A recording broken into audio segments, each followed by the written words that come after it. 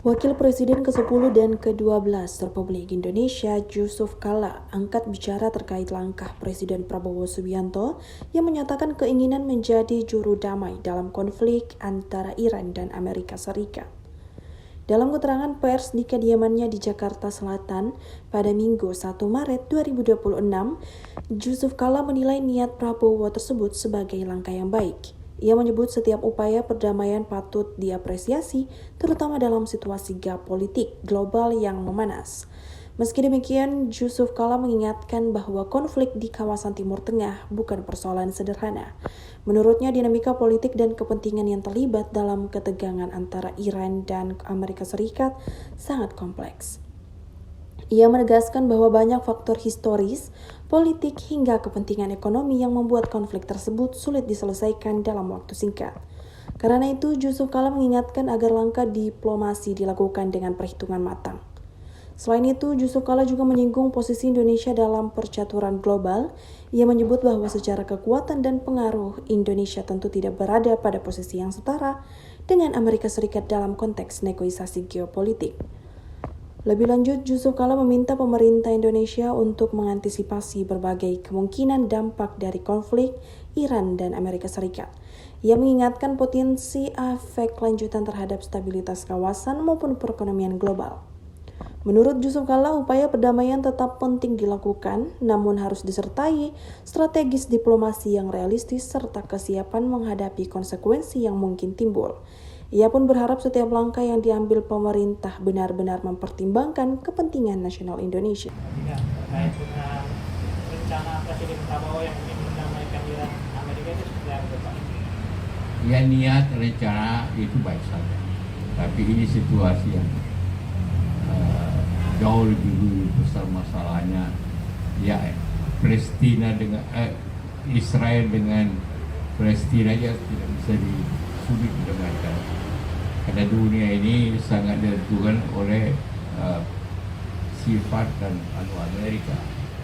Ada sayangnya Indonesia telah mengadakan perjanjian yang tidak seimbang, yang sangat merugikan Indonesia. Itu saja kita tidak setara Amerika.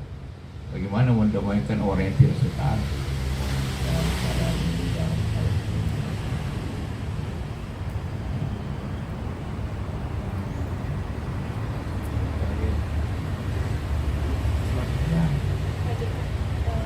Yang bisa diantisipasi oleh pemerintah seperti apa sih, Pak? Misalnya seperti harga minyak yang tinggi dan lain sebagainya. Yang bisa diantisipasi oleh pemerintah apa saja, misalnya harga minyak dan lain sebagainya, Pak?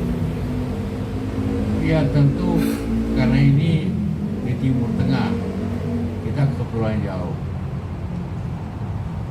Walaupun kita juga sangat prihatin bahwa bukan hanya Timur Tengah, negara Islam ini memang lagi kacau pada tahun ini.